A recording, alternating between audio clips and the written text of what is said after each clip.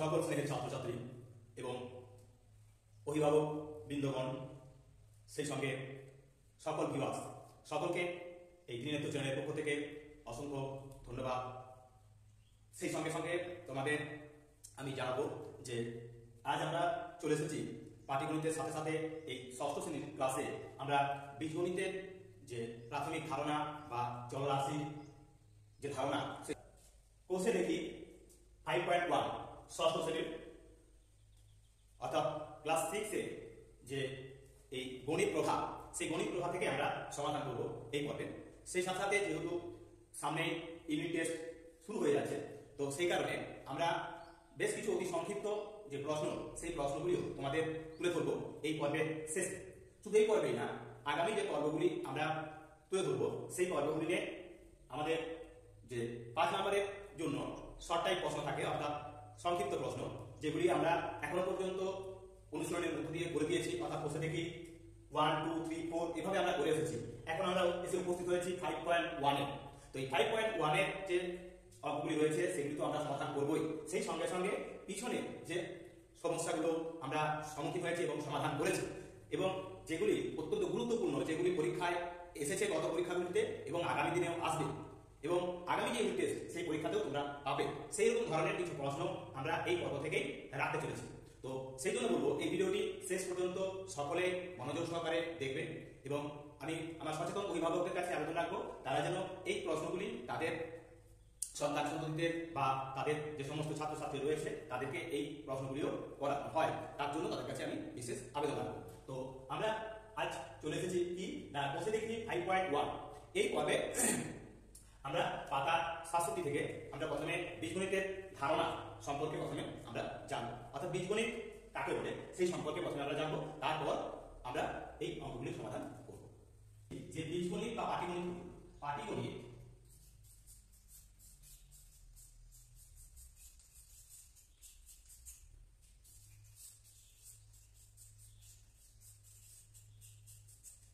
এক্ষেত্রে আমরা লিখে দিয়েছি যে পাটিগণিত এবং বীজগণিত। তো পাটিগণিত বলতে কি না, পাটিগণিত হলো গণিতের এই একটা শাখা, যে শাখা হলো অত্যন্ত প্রাচীন একটি শাখা, যে শাখার মধ্য দিয়ে গণিতের যে সমস্ত সমস্যা, সেই সমস্যাগুলো আমরা যোগ, বিয়োগ, গুণ, ভাগ ইত্যাদির মাধ্যমে আমরা কি করি না সমাধান করে থাকি, সেটা হলো মূলত পাটিগণিত। এর সাথে সাথে আমাদের এই ষষ্ঠ শ্রেণীর ক্লাসে এসে জানতে হবে এবং সমাধান করতে হবে সেগুলি হলো কি না বীজগণিতের কিছু অঙ্ক। তো বীজগণিত জিনিসটা হলো কি, এটা বীজগণিত তুলনামূলকভাবে পাটিগণিতের যে আধুনিক একটি শাস্ত্র বা গণিতেরই একটি শাখা, যে শাখাতে আমরা বিভিন্ন যে সমাধানের যে বীজ বলা যেতে পারে বা তাদের যে মান, সেই কাল্পনিক মান বা বলা যেতে পারে যে আনুমানিক, সেই মানগুলো আমরা কিছু চিহ্নের দ্বারা প্রকাশ করি। পাটিগণিতে যেমন আমরা কিছু সংখ্যা দ্বারা চিহ্নিত করছি, এক্ষেত্রে বীজগণিতে আমরা কিছু চিহ্নের দ্বারা তাদেরকে প্রকাশ করবো এবং তাদের দ্বারা সেই সমস্যার সমাধান করবো।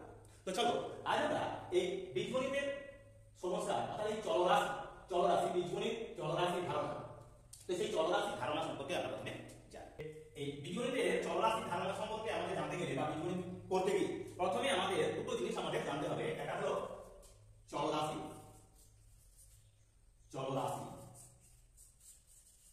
আর হলো ধ্রুবক।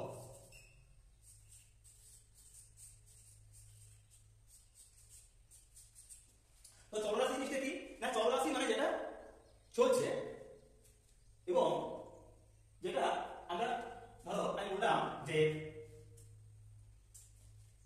1 টাকা সমান 100 পয়সা, 100 পয়সা। এরূপে আমি যদি বলি যে 2 টাকা সমান সমান কি হবে না 2 গুণ 100 পয়সা। তো এখানে আবার আমি যদি বলি n টাকা সমান কত হবে তাহলে না, এক্ষেত্রে হবে 100 গুণ n পয়সা। বা আমি বললাম এরূপে যে x ডজন সমান সমান কয়টি, তাহলে কি হবে না আমরা জানি 1 ডজন সমান কত, 1 ডজন সমান 12টি, তাহলে 12 গুণ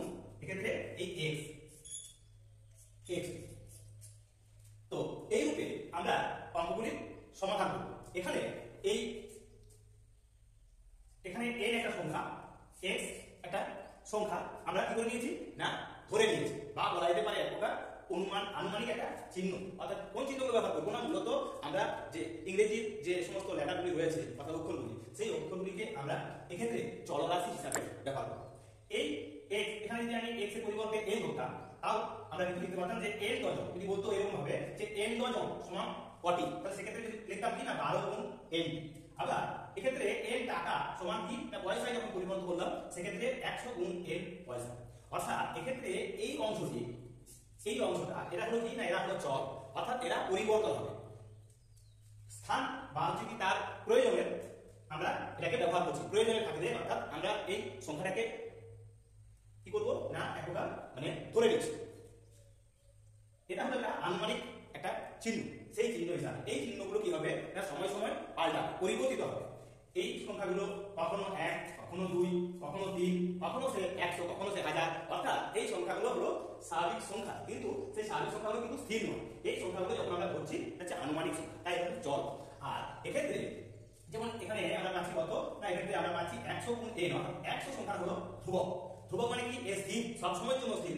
আমরা 1 টাকা সব সময়ের জন্য 100 পয়সা, অর্থাৎ এই 100টা কিন্তু এক্ষেত্রে কি না স্থির। আবার এক্ষেত্রে যেটা রয়েছে যে 1 ডজন সমান 12 টি আমরা জানি, তাই x ডজন সমান 12 গুণ x, এক্ষেত্রে এই 12 সংখ্যাটি হবে আমাদের ধ্রুবক। তাহলে এই সংখ্যাগুলো যেগুলো থাকবে সেগুলো হবে কি না সেগুলি হবে আমাদের ধ্রুবক। আর যেগুলি আমরা ব্যবহার করব মূলত আমাদের সমাধানের জন্য, অর্থাৎ বিভিন্ন সমস্যার সমাধান বা সরলের সমীকরণের সমাধান করার জন্য আমরা যে ইংরেজির বিভিন্ন যে লেটারগুলো আমরা ব্যবহার করব সেগুলো মূলত চল রাশি হিসাবে ব্যবহার হবে, এবং সময় সময় তাদের মান কখনো 2, কখনো 1, কখনো 0, বিভিন্ন মানে তারা চিহ্নিত হবে। তো চলো আজ আমরা শুরু করবো তাহলে কি না আমাদের কোষে দেখি 5.1 থেকে। তো দেখো কোষে দেখি 5.1 এর একে থেকে অঙ্কগুলি দেখানো হয়েছে। আমি ড্যাশলাইন কাঠি দিয়ে নিচের মতো VJED তৈরি করার চেষ্টা করি ও যে কোনো নকশায় প্রয়োজনীয় কাঠির সংখ্যা জানার সহজ নিয়ম করার চেষ্টা করি। তো এক্ষেত্রে দেখা যাচ্ছে 1 বার 2 বার 3 বার 4 বার 5 বার 6 বার, অর্থাৎ এরূপে দুটি করে ড্যাশলাইন কাঠি রাখা আছে।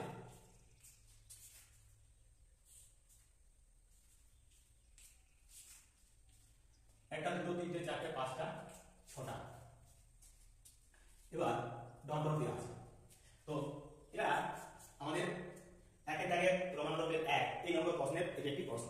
তো দেখো যদি আমাদের এখানে বলা হয় যে কটি কাঠি আছে, তাহলে আমরা যদি এই ভি আকৃতির যে ড্যাশলাইন কাঠি দ্বারা এখানে যে নকশাটি তৈরি হয়েছে, তো কাঠির সংখ্যা জানার সহজ নিয়ম কি?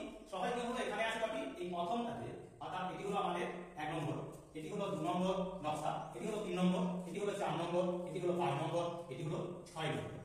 এবার ডট ডট দেওয়া আছে, এর অর্থ হচ্ছে কি এইভাবেই কিন্তু চলছে, অর্থাৎ 6 নম্বর, 7 নম্বর, 8 নম্বর, 9 নম্বর, এখানে কিন্তু বেশ কিছু আরো এরকম নকশা তৈরি করা যাবে বা করা যায়, কিন্তু প্রত্যেক ক্ষেত্রে কটি করে লাগবে? প্রতিটি ক্ষেত্রে দেখা যাচ্ছে কি দুটি করে আছে, অর্থাৎ এই যদি 6টা তাহলে 6টাতে আমাদের কতগুলি কাঠি লাগবে না, সেক্ষেত্রে কিন্তু আমাদের কাঠির সংখ্যা হবে কত না 2 গুণ 6, 2 গুণ 6 সমান 12টি কাঠি লাগবে। কিন্তু এক্ষেত্রে আমরা ডট ডট দিয়েছি, এর অর্থ কি না এর দ্বারা প্রকাশ পাচ্ছে এই যে এরূপ নকশা আরো অনেক তৈরি করা যাবে। তো এখানে যদি এই নকশাগুলো চলতে থাকে, আমি যদি এই নকশাগুলো ধরে নিই যে এই নকশাগুলো আমাদের কি না এখানে এই 5, 6 এরূপে ছিল, এখানে তো কোনো সংখ্যা দেওয়া নেই, তাই আমরা একটা চলরাশি যদি অনুমান করে নিই, আনুমানিক একটা সংখ্যা চলরাশি ধরে নিই যে এটা x পর্যন্ত, অর্থাৎ x পর্যন্ত এই 5 বার 6 বার এইভাবে ঠিক x বার, অর্থাৎ x বার আমরা এই নকশাগুলো তৈরি করি বা গঠন করি, তাহলে সেক্ষেত্রে কতগুলি কাঠি লাগবে? তো সেক্ষেত্রে কি হবে এই অংশটা তোমরা দেখতে পাচ্ছ আমরা এই চিত্রে এই 2 অর্থাৎ দুটি করে কাঠি কিন্তু প্রত্যেক ক্ষেত্রে আছে। তাহলে এক্ষেত্রেও কি হবে না এক্ষেত্রে হতো এটা কি না তখন হতো 2 into x, অর্থাৎ উত্তরটা হতো আমাদের 2x, যেখানে 2 হলো একটা ধ্রুবক, মানে এটা হলো স্থির, এটা স্থির পাল্টাচ্ছে কে পাল্টাচ্ছে 1 2 3 4 5 6 এরূপে পাল্টে গিয়ে এখানে আমরা পেয়েছি কি ধরে নিয়েছি একটা চলরাশি বা আনুমানিক একটা সংখ্যা, সেই সংখ্যাটা হলো কি না x। এইভাবে আমরা এই অঙ্কটা সমাধান করতে পারি। তাহলে মোট কতগুলো এক্ষেত্রে বলা ছিল কি না তৈরি করার চেষ্টা করি ও যে কোনো নকশায় প্রয়োজনীয় কাঠির সংখ্যা জানার সহজ নিয়ম। তাহলে সহজ নিয়মটা হলো কি না তাহলে সেই সংখ্যাটা হবে ধ্রুবক, আর কত দূর যেতে হচ্ছে, যত দূর যেতে হবে সেই সংখ্যাটা আমাদের কি করতে হচ্ছে না তাকে গুণ করতে হচ্ছে। আমাদের যখন 6 পর্যন্ত আসতে হচ্ছিল তাই 6 দিয়ে গুণ করছিলাম। এক্ষেত্রে কি আমাকে x পর্যন্ত আসতে হবে, যদি এটা ধরে নিলাম আনুমানিক, এখানে x এর পরিবর্তে n হতে পারি, m হতে পারি, a হতে পারি, যাই হোক না কেন, তাহলে সেক্ষেত্রে আমাদের এই সংখ্যাটা তখন মান কিন্তু আমাদের অজানা। এই অজানা মান দিয়ে আমরা এই ধ্রুবক পদটাকে কি করছি, গুণ করছি। এখানে অজানা মানটাকে আমরা চিহ্নিতকরণ করছি কিসের দ্বারা, না এই x চিহ্নের দ্বারা আমি এখানে চিহ্নিতকরণ করব। তাই উত্তরটা হলো কি না 2x t। এখানে যদি এটা এই 6টি পর্যন্ত আমরা এই নকশা তৈরি করতাম তাহলে কিন্তু 12টি। তো এইভাবে আমরা আমাদের একের দাগের অঙ্কটি সমাধান করব। তো চলো এবার আমরা 2 এর দাগের অঙ্কটি সমাধান করব। তো দেখো 2 এর দাগের কি বলা আছে, 2 এর দাগের অঙ্কে বলা আছে এখানে যে আকারে আছে অর্থাৎ এরূপে আছে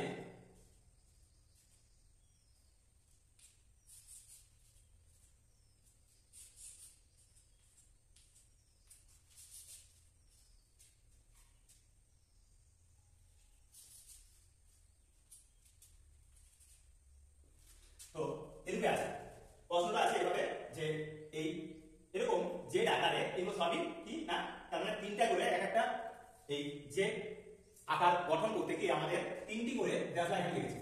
তাহলে প্রত্যেকটি তিনটি করে দেশলাইকাঠি আছে।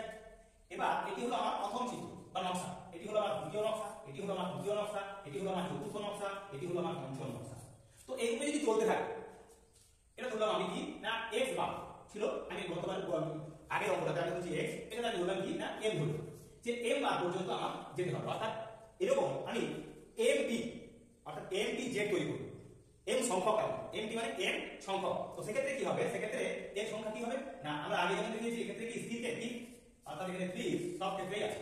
তার মানে এটা যদি বার করতে আমি কি হতো না 3 * 5 সমান হতো কি এখানে 15, 5 দিয়ে 15 এই সংখ্যাটা গুণ হয়ে যাচ্ছে 3 আর 5 অর্থাৎ 5টা। এক্ষেত্রে আমার কত না m, তাহলে কি হতো না 3 * m অর্থাৎ 3m। এক্ষেত্রে হতো 3m কি আমাদের দেশলাইকাঠি লাগবে। ঠিক একই রকম ভাবে আমরা আমাদের 3 এর দাগের অঙ্কটি সমাধান করব। 3 এর দাগের অঙ্কে কি বলা রয়েছে, বলা রয়েছে যে এখানে আছে ই আকার,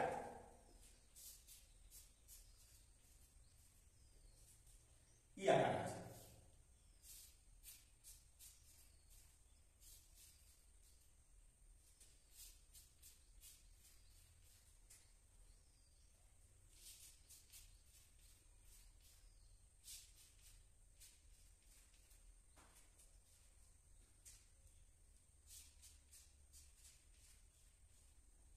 তো এরূপে একটা দুটো তিনটে চারটে পাঁচটা ছটা অর্থাৎ 6টি আছে কি না 6টি আছে আমাদের ই। একটা ই গঠিত হতে দেখা যাচ্ছে কি না 4টি করে আমাদের দেশলাইকাঠি গেছে। একটা এই সমগ্রটা একটা দুটো তিনটে, তাহলে একটা দুটো তিনটে আর এই সমগ্র অংশটা মোট 4টি করে, তাহলে প্রত্যেকটাতে কয়টি করে আছে 4টি করে। এক্ষেত্রেও আছে 4, এক্ষেত্রেও 4, এক্ষেত্রেও 4, এক্ষেত্রেও 4, এক্ষেত্রেও 4, এক্ষেত্রেও 4। তো ডট ডট দিয়ে যদি আমরা এগিয়ে যাই অর্থাৎ এক্ষেত্রে যদি আমরা এইভাবে যদি আমরা কি না পি পি সংখ্যক বা যা পি সংখ্যক বা তাহলে এই যে ই গঠন করার জন্য প্রত্যেক ক্ষেত্রে 4টি করে লাগবে। তাহলে কি হবে, যেহেতু আমাদের পি সংখ্যক বাদ দিতে হবে তাই কি করব তখন না 4 * p সমান 4p হয়ে যাবে। এটি হবে এই অঙ্কটি তখন সমাধান। ঠিক যেভাবে আমরা গত দুইটি অঙ্ক করে দিলাম ঠিক একই রকম ভাবে এই অঙ্কটি সমাধান। 4 এর অঙ্কে কি করা হয়েছে না ডি গঠন করা হয়েছে ডি। তো ডি গঠন করা হয়েছে সেক্ষেত্রে এইভাবে অর্থাৎ আয়তাকার ভাবে ডিটা গঠন করা হয়েছে এরকম ভাবে। এগুলি কিন্তু প্রত্যেকটি এখানে রয়েছে, এখানে রয়েছে, এখানে রয়েছে, অর্থাৎ এখানে 4টি করে কিন্তু দেশলাইকাঠি ব্যবহার করা হয়েছে।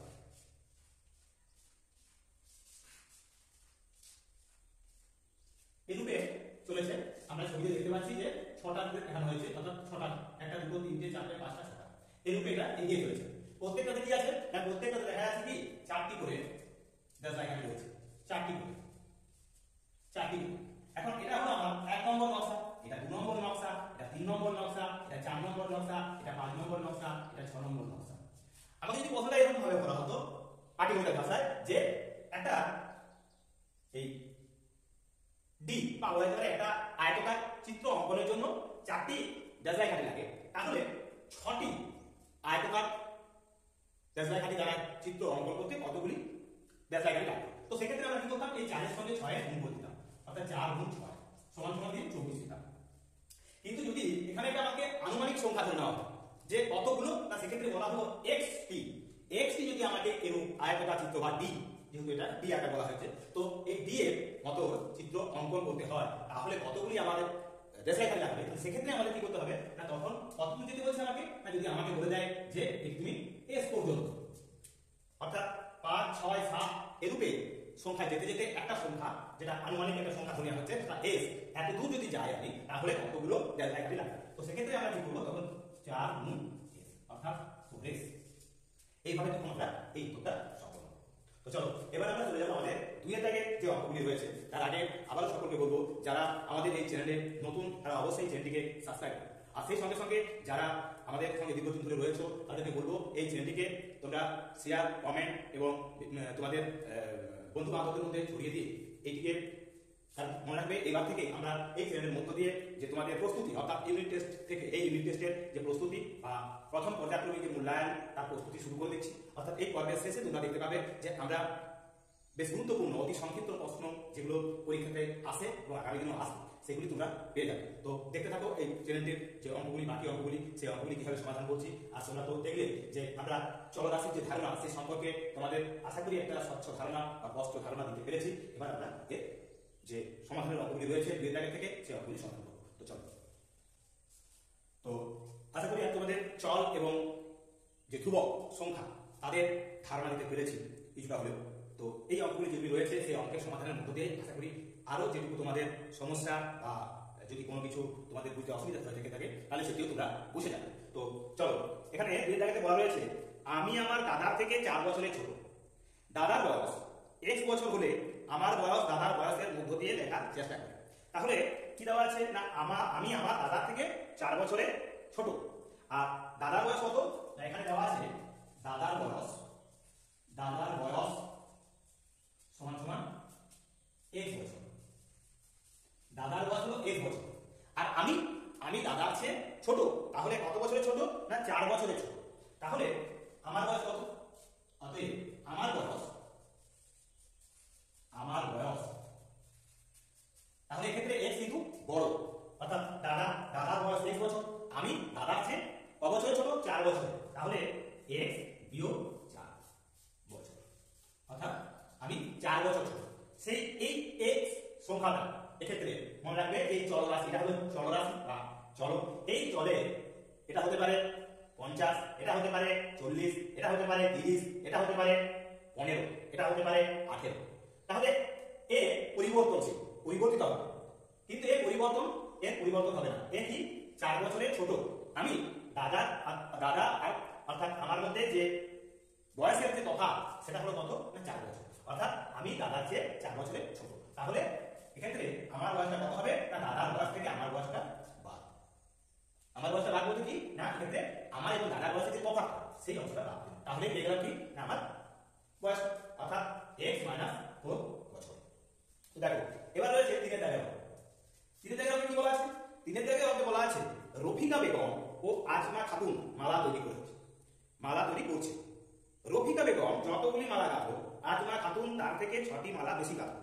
আজমা খাতুন কতগুলি মালা গাঁথলো তার সংখ্যা জানা সহজ নিয়ম তৈরি করি। তাহলে কি, না আজমা খাতুন তার থেকে 6টি মালা বেশি গাঁথলো। তাহলে কে গেঁথেছে প্রথমে, রফিকা বেগম কতগুলি মালা গেঁথেছে, না যতগুলি মালা গাঁথলো আজমা খাতুন তার থেকে 6টি মালা বেশি গাঁথলো। তাহলে আমরা ধরে নেবো প্রথমে যে রফিকা বেগম, ধরি এটা চলরাশি আমরা ধরে নেবো, এক্ষেত্রে ধরি রফিকা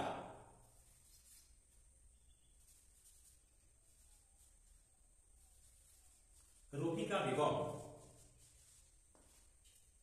x কি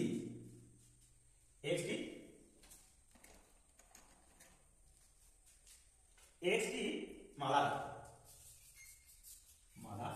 গাঁথলো, x টি মালা গাঁথলো, কে না রফিকা বেগম। তো রফিকা বেগম যদি x টি মালা গেঁথে থাকে তাহলে কি বলছে, না আজমা খাতুন তার থেকে 6টি বেশি মালা গেঁথেছে। তাহলে আজমা খাতুন, অতএব আজমা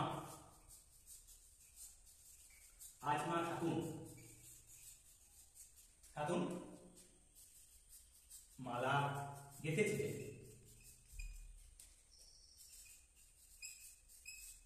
সমান সমান না এই x টি মালা রেখেছিল রফিকা বেগম x টি, তাহলে এক্ষেত্রে হবে x প্লাস 6 সঠিক বেশি, তাহলে x প্লাস 6 অর্থাৎ তার সঙ্গে 6 যোগ হয়ে যাবে। তাহলে পেয়ে যাবো আমরা যে এই আজমা খাতুন কতগুলি মালা গেঁথেছে। তাহলে এইভাবে আমরা আমাদের এই 3 দাগের অঙ্কগুলো সমাধান করে দিলাম। তো চলো এবার আমরা চলে যাবো আমাদের 4 দাগের অঙ্ক। তো চলো এবার আমরা শুরু করবো 4 দাগের অঙ্ক।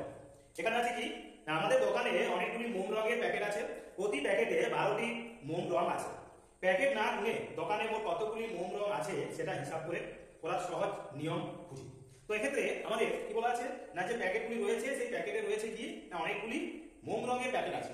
এবার প্রতিটি প্যাকেটে 12টি করে কিন্তু মোম রং রয়েছে, 12টি করে, এটা স্থির, অর্থাৎ এটাই হলো ধ্রুবক, মানে ধ্রুবক সংখ্যা আছে। এক্ষেত্রে আমাদের চল সংখ্যা ধরে নিতে হবে, অর্থাৎ বা চল। তাহলে চলটা কি হবে, এক্ষেত্রে আমরা ধরে নিচ্ছি এটা ধরি প্যাকেট সংখ্যা, প্যাকেট সংখ্যা সমান সমান কি না, আমি ধরলাম এক্ষেত্রে n, অর্থাৎ n সংখ্যক আছে আমাদের প্যাকেট। যদি আমাদের n সংখ্যক প্যাকেট থেকে থাকে এবং প্রতিটি প্যাকেটে যদি 12টি করে থাকে, এক্ষেত্রে n না হয়ে যদি বলতাম যে প্রতিটি প্যাকেটে 10টি করে, প্রতিটি প্যাকেটে 10টি করে মোম আছে, তাহলে আমাদের 12টি প্যাকেট, তাহলে 12টি প্যাকেট কি বলা আছে 12টি মোম রং আছে প্রতিটি প্যাকেটে। আমি যদি বলতাম যে 10টা প্যাকেট আছে আর প্রতিটা প্যাকেটে আছে কত না 12টি করে, তাহলে 12 গুণ 10 হয়ে যাবে, তাহলে সেক্ষেত্রে 120 হবে। কিন্তু এক্ষেত্রে সংখ্যাটা বলে দেওয়া আছে কিসের না প্যাকেটের সংখ্যা আমরা ধরে নিতে হচ্ছে, প্যাকেটের সংখ্যা বলে দেওয়া নেই। আছে কি না প্যাকেটের মধ্যে কটি মোম আছে সেই সংখ্যাটা বলে দেওয়া আছে। তাই আমরা এক্ষেত্রে বার করব কি, অতএব মোট মোমের সংখ্যা হচ্ছে মোট মোম রং আছে, তাহলে মোট মোম রং আছে কটি না, সেক্ষেত্রে হবে চল, এক্ষেত্রে 12 গুণ চল, অর্থাৎ চল বলতে এখানে কি না এই প্যাকেট কতগুলি প্যাকেট না n সংখ্যক প্যাকেট, তাহলে প্রতি প্যাকেটে কত করে আছে 12টি, তাহলে 12 গুণ n সমান হলো কি না 12 n t, এটি হবে এই অঙ্কের সমাধান। তো চলো এবার আমরা চলে যাব আমাদের পাঁচের দাগে। তো পাঁচের দাগে আমাদের কি বলা রয়েছে, বলেছে আজ আমাদের স্কুলের অনুষ্ঠানে আমরা অনেকগুলি সারিতে বসেছি, প্রতি সারিতে যদি 15 জন বসি তবে আজ আমরা মোট কতজন স্কুলের অনুষ্ঠানে বসেছি তা হিসাব করার সহজ নিয়ম তৈরি করি। তাহলে প্রতি সারিতে কজন করে আছে সেটা বলে দেওয়া আছে, কতজন না 15 জন করে, কিন্তু কতগুলি সারি আছে এখানে বলা আছে অনেকগুলি, অনেকগুলি বলতে কতগুলি সেটা কিন্তু বলা নাই বা বলা নেই। তো সেই কারণে আমরা কি করব, ধরে নেব, ধরি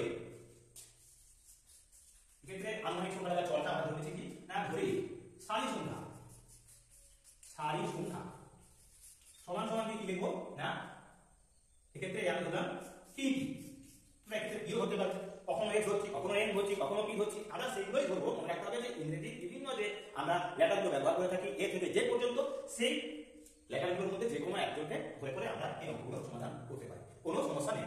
তো সেক্ষেত্রে ধরি সারি সংখ্যা সমান কি p, অতএব প্রতি সারিতে কতজন করে বসেছে 15 জন করে বসেছে, তাহলে ওই অনুষ্ঠানে বসেছিল কতজন নাকি মোট কতজন স্কুলের অনুষ্ঠানে বসেছিল, অতএব ওই অনুষ্ঠানে বসেছিল সমান সমান দিয়ে আমরা লিখবো কত না 15 জন করে, 15 গুণ p সমান হলো 15, এইভাবে আমরা এই অঙ্কের সমাধান করব। কত 15 p জন, যেহেতু আমি এক্ষেত্রে সারি সংখ্যা ধরলাম p, আর এক্ষেত্রে কি না অনুষ্ঠানে আমরা যে সারি সংখ্যা ধরে নিয়েছি এবং প্রতিটি সারিতে বলা আছে এক্ষেত্রে যে 15 জন করে বসেছে, তাহলে মোট ওই অনুষ্ঠানে বসে থাকা আমন্ত্রিত বা যারা এসেছিল আর কি তাদের সংখ্যাটা হবে কি না 15 p। এক্ষেত্রে আমরা সবসময় কি করবো না, বেশিরভাগ ক্ষেত্রে এটা রাখলে পরে সহজে বুঝতে সুবিধা হবে, সেই জন্য আমরা সবসময় ধ্রুবকটাকে সামনে রাখছি, তারপরে আমরা দেখছি কি না চল। তো এটি হলো, এবার আমরা চলে যাবো আমাদের 6 দাগে।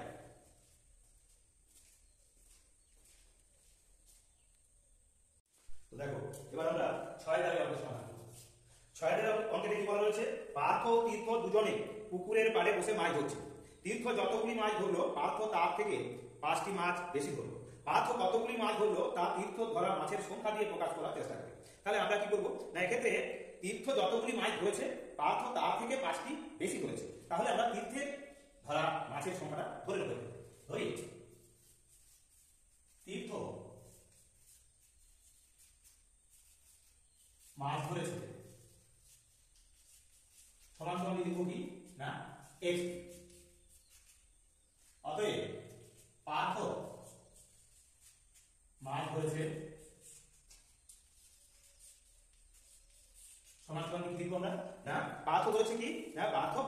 বেশি মানে দিয়েছে, তাহলে এক্ষেত্রে দীর্ঘ যদি x ধরে তার চেয়ে 5টি বেশি, তাহলে যোগ 5, তাহলে অঙ্কটা আমাদের হয়ে যাবে 5টা বেশি।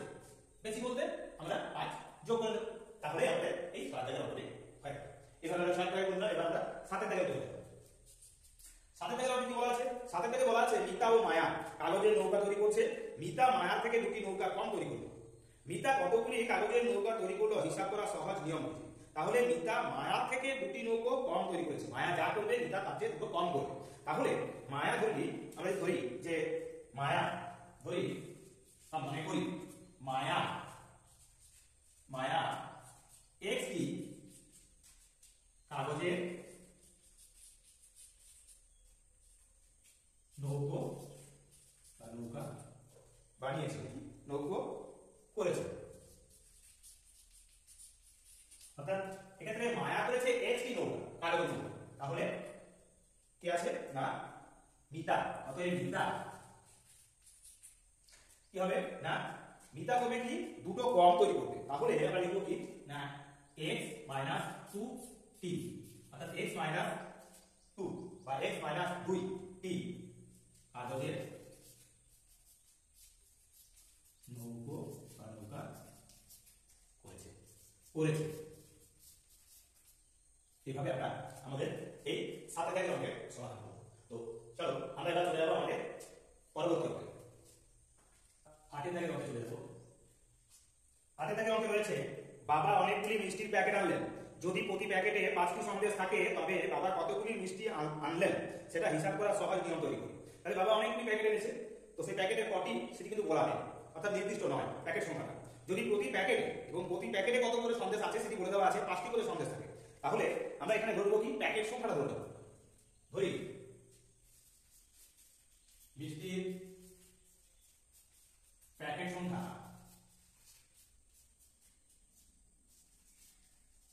সমান সমান দিয়ে আমরা লিখবো কি না x প্যাকেট। প্রতি প্যাকেটে কত করে আছে বলেছে না প্রতি প্যাকেটে 5টি করে আছে, তাহলে অতএব বাবা মোট মিষ্টি এনেছেন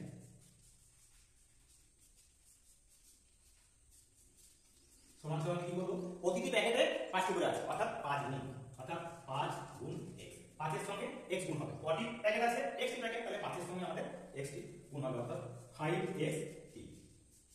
এইভাবে আমরা এই অঙ্কের সমাধান করব। তো আশা করি তোমরা এই অঙ্কটি বুঝে গেছো। এবার আমরা চলে যাব আমাদের এই কোর্সে দেখি 5.1 এর শেষ অঙ্কে। তারপরে আমরা তুলে ধরবো তোমাদের সামনে এই প্রথম পর্যায়ক্রমিক মূল্যায়নের প্রস্তুতি স্বরূপ যে 5টি প্রশ্ন করে থাকে বা পড়ে প্রায় আসে সংক্ষিপ্ত অতি সংক্ষিপ্ত, সেই 5টি প্রশ্ন আমরা তুলে দেব। তো চলো এবার আমরা 9 জায়গার অঙ্ক সমাধান করব। 9 জায়গার অঙ্ক কি বলেছে না বলেছে দিদা আজ নারকেলের সন্দেশ তৈরি করেছেন। দিদা আমাকে যতগুলি সন্দেশ দিলেন আমার ভাইকে তার থেকে 2টি বেশি দিলেন। আমার বোনকে আমার থেকে 3টি সন্দেশ কম দিলেন। ভাই ও বোনকে কতগুলি করে সন্দেশ দিলেন তা আমার পাওয়া সন্দেশের অজানা সংখ্যায় হিসাব করি। তাহলে দিদা আজ নারকেলের সন্দেশ তৈরি করেছেন, দিদা আমাকে যতগুলি সন্দেশ দিলেন আমার ভাইকে তার থেকে 2টি বেশি দিলেন। তাহলে প্রথমে আমার সংখ্যাটা আমাকে কটা দিয়েছে দিদা সেটা ধরে নিতে হবে। ধরি দিদা আমাকে x সন্দেশ দিয়েছেন, আমাকে x সন্দেশ দিয়েছেন। তাহলে কি বলা আছে দিদা আমাকে যতগুলি সন্দেশ দিলেন আমার ভাইকে তার থেকে 2টি বেশি দিলেন। তাহলে ভাইকে দিয়েছেন বা ভাই দিয়েছে, দিদা ভাইকে দিয়েছেন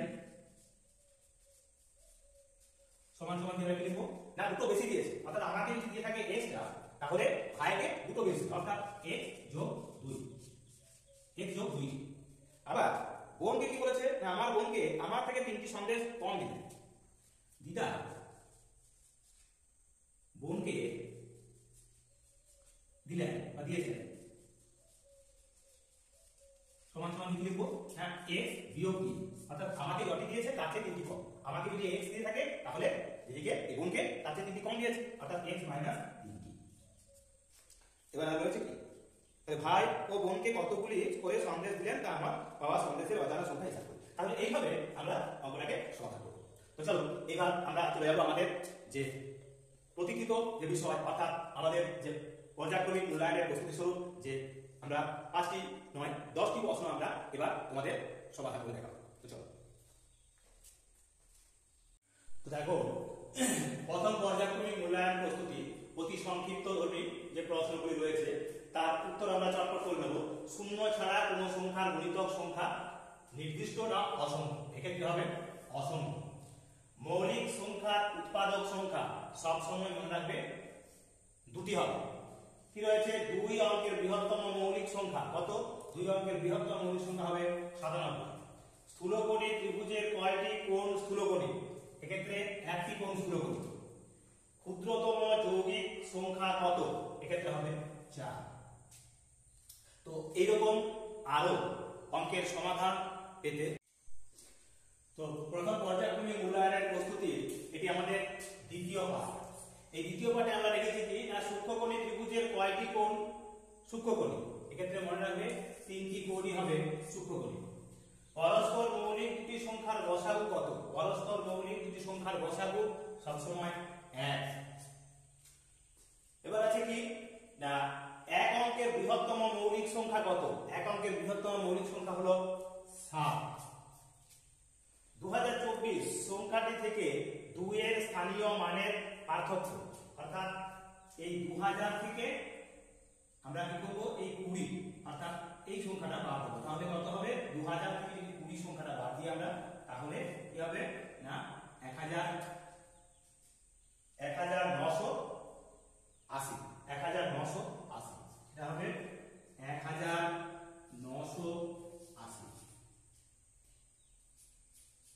অর্থাৎ 2 এর স্থানীয় মানের তফাৎ। অর্থাৎ এখানে হাজারের ঘরে আছে 2 আর এটা আছে দশকের ঘরে। এবার রয়েছে কি সমকোণী ত্রিভুজের বিপরীত বাহুর নাম কি? সমকোণী ত্রিভুজের বিপরীত বাহুর নাম হলো মনে রাখবে অতিভুজ।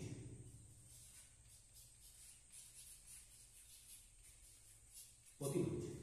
তো এমনই আরো অঙ্কের সমাধান পাওয়ার জন্য অবশ্যই আমাদের এই নিয়মিত চ্যানেলটিকে সাবস্ক্রাইব করুন। তো আজকের মতো আমরা আমাদের এই পর্বের ভিডিওটি আমরা এখানেই শেষ করছি।